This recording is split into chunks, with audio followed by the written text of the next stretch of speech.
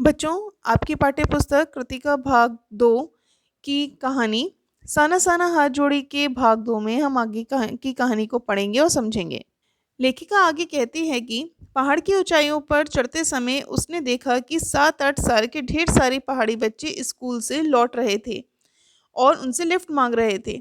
जितेन ने उनके कठिन जीवन की दिनचर्या से लेखिका को परिचित करवाया।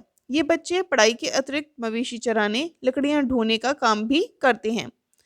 लेखिका आगे बोलती हैं कि जैसे जैसे वो आगे बढ़ते जा रहे थे, खतरा भी बढ़ता जा रहा था। रास्ते सकरे होते जा रहे थे और ऐसा लग रहा था जैसे इंच भर जीप इधर उधर खिसकी तो सीधा घाटियों में। रास्ते पर जगह जगह लिखी चेतावनियां उन्हें खतरों के प्रति भी सचेत कर रही थीं। रास्ते में लिखी चेतावनियां इस प्रकार थीं: धीरे चलाएं, घर में बच्चे आपका इंतजार कर रहे हैं। लेखिका कहती हैं कि उसे रास्ते भर गिरती बर्फ से प्राकृतिक ढंग से रक्षा करने वाले घने घने बालों वाले याक भी दिखे।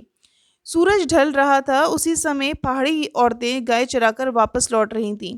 कुछ लड़कियों के सिर पर लकड़ियों के भारी गट्ठर थे। आसमान बादलों से घिरा हुआ था। उतरती संध्या में जीप अब चाय के बागानों से गुजर रही थी। वहां दृश्य देखा कि चाय के भरे भरे बागानों में कई युवतियां बोकू बोकू क्या होता है, सिक्किमी परिधान कहते हैं, पहने हुए चाय की पत्तियां तोड़ रही थीं। नदी के तरफ उफान लेता उनका सौंदर्य और उनका श्रम दोनों ही बहुत ही सुंदर लग रहे थे। लेखिका आगे कहती हैं कि गगनचुंबी पहाड़ों के नीचे सांस लेती एक छोटी सी बस्ती है जिसका नाम है लायोंग। तिस्ता नदी के तीर पर लकड़ी के बने घर में वह ठहरे। अपनी सुस्ती दूर करने के उद्देश्य से हाथ मुंह धोकर तिस्ता नदी के किनारे पत्थरों पर बैठ गई। वातावरण में अद्भुत शांति से उसकी आंखें भर आईं। लेखिका ने अनुभव किया कि ज्ञान का नन्हा सा बोधिसत्व उसके अंदर जैसे उत्पन्न हो रहा है। वही सुख शांति है, सुकून है, जहाँ अखंडित संपूर्णता है। पेड़ पौधे, पशु पक्षी और आदमी सब अपनी अपनी लय, ताल और गति में हैं। आज की पीढ़ी ने प्रकृति की इस लय, ताल और गति से खिलवाड़ कर अक्षम्य अपराध किया है, यही लेखिका सोच रही थी।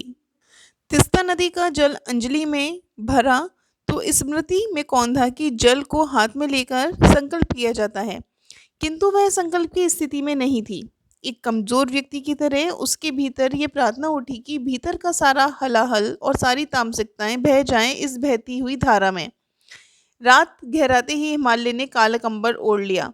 जितेन ने अपने संगी साथियों के साथ नाचने गाने का कार्यक्रम किया। लेखिका की सहेली मणि ने भी जोरदार नृत्य किया। लायोंग में सुबह लेखिका बर्फ देखने की इच्छा से टहलने निकल गई, किंतु एक सिक्किमी युवक ने बताया कि प्रदूषण के चलते यहाँ स्नोफॉल लगातार कम होता जा रहा है। यदि वह कटाव जाए तो बर्फ मिलेगी। कटाव अभी टूरिस्ट स्पॉट नहीं बनने के कारण सुर्खियों में नहीं आया था, अतः अपने प्राकृतिक स्वरूप में ही था। यह लायोंग से 500 फीट की ऊंचाई पर था और करीब 2 घंटे का सफर था। लेखिका उत्सुकता पूर्वक उसे सुनती रही कि और लायोंग का सफर भी उम्मीद, आवेश और उत्तेजना के साथ वो करने के लिए तत्पर हो गई। लेखिका ने कटाव की ओर सफर शुरू किया। बादलों को चीरती हुई खतरनाक रास्तों पर जीप उनकी आगे बढ़ने लगी। जगह जगह चेतावनियां लिखी हुई थीं। सबकी सांसें रुकी हुई थीं। कटाव के करीब पहुंचे। नार्गे ने बताया कि कटाव हिंदुस्तान का स्विट्जरलैंड है। आगे बढ़ने पर चारों ओर साबुन के झाग की तरह गिरी हुई बर्फ दिखी। तभी सैलानी जीप से उतरकर मस्ती में बर्फ में कूदने लगे। घुटनों तक नरम नरम बर्फ। सब फोटो खींच रहे थे और लेखिका सोच रही थी कि शायद ऐसी ही विभोर कर देने वाली दिव्यता के बीच हमारे ऋषि मुनियों ने भी वेदों की रचना की होगी। इसी बीच जितेन लेखिका से पूछता है, राह कैसा लग रहा है? तभी लेखिका नेपाली भाषा में उसे जवाब देती है, राम रोचो, जिसका तात्पर्य होता है अच्छा है। और जितेन भी इतनी सुंदरता को देखकर, बर्फ की इतनी सुंदरता को देखकर नेपाली भाषा में गीत गुनगुनाने लगता है। लेखिका सोचती है कि इतनी दिव्यता में ही हमारे ऋषि मुनियों ने जीवन मूल्यों को खोजा होगा, सर्वे भवन्तु सुखिनः का महामंत्र पाया होगा। यह ऐसा सौंदर्य जिसे बड़े से बड़ा अपराधी भी देख ले तो क्षणों के लिए ही सही करुणा का अवतार बुद्ध बन जाए। दूसरी ओर लेखिका की सहेली मणि भी दार्शनिकों की तरह कह रही थी, ये हिमशकर जल स्तंभ है पूरी एशिया के, देखो प्रकृति भी किस नायाब ढंग से सारा इंतजाम करती है। सर्दियों में बर्फ के रूप में जल संग्रह कर लेती है और गर्मियों में पानी के लिए जब त्राही त्राही मचती है तो यही बर्फ शिलाएं पिघल पिघल कर जलधारा बन हमारे सूखे कंठों को तरावट पहुंचाती हैं। कितनी अद्भुत व्यवस्था है जल संचय की। इस तरह नदियों का कितना उपकार है। लेखिका आगे कहती हैं, जब हम आगे बढ़े तो हमें फौज की छावनियां दिखाई दी। थोड़ी दूर पर ही चीन की सीमा थी, यहाँ जहाँ सैनिक -15 डिग्री सेल्सियस पर पहरा दे रहे थे। लेखिका ने एक सैनिक से पूछा कि इतनी कड़कड़ाती ठंड में आप लोगों को बहुत तकलीफ होती होगी। वह मुस्कुराकर कहता है कि आप चैन की नींद सो सके इसलिए तो हम यहाँ पहरा दे रहे हैं।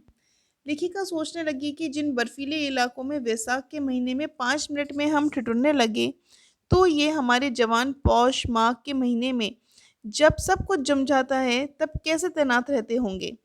लायुंग से युमथांग की ओर वो लोग बढ़े। यहाँ एक नया आकर्षण था। ढेरों रोडेंड्रो और प्रियता के फूल थे। इन घाटियों में बंदर भी उन्हें दिखाई दिए। युमथांग पहुंचे। मंजिल तक पहुंचने की लेखिका को बहुत खुशी थी।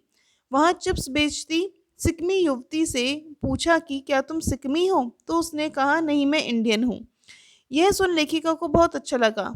वहाँ पहाड़ी कुत्ते भी थे जिन्हें देखकर मणि ने कुत्तों के बारे में बताया कि ये पहाड़ी कुत्ते हैं, ये भूखते नहीं हैं, ये सिर्फ चांदनी रात में ही भौंकते हैं। यह सुनकर लेखिका को आश्चर्य हुआ। क्या समुद्र की तरह कुत्तों पर भी चांदनी कामनाओं का ज्वार भाटा जगाती है। समय समय पर जितेन लेखिका को तरह तरह की जानकारियां देता रहा। यहाँ गुरु नानक की थाली से चावल छिटक गए थे, यहाँ देवी देवताओं का निवास है, यहाँ जो गंदगी फैलाएगा वह मर जाएगा। हम लोग यहाँ गंदगी नहीं फैलाते, हम पहाड़ नदी झरने आदि की पूजा करते हैं। हम गंगटोक नहीं गंगटोक कहते हैं। जितेन गंगटोक के बारे में बताने लगा कि सिक्किम के भारत में मिलने के बाद कप्तान शेखर दत्ता के सोच के अनुसार घाटियों में रास्ते निकालकर टूरिस्ट स्पॉट बनाया गया। अभी भी रास्ते बन रहे हैं और नए स्थानों की खोज जारी है। लेखिका मन ही मन सोचती है कि मनुष्य की असमाप्त खोज का नाम ही सौंदर्य है। इस प्रकार बच्चों ये अध्याय पूर्ण होता है। आप इस अध्याय को ध्यानपूर्वक पढ़िएगा क्योंकि इसमें सिक्किम प्रदेश की बहुत सारी जानकारियाँ, भौगोलिक जानकारियाँ संकलित हैं और ये परीक्षा के लिए भी बहुत ही उपयोगी है। इसलिए इसे ध्यान से पढ़ना बहुत आवश्यक है।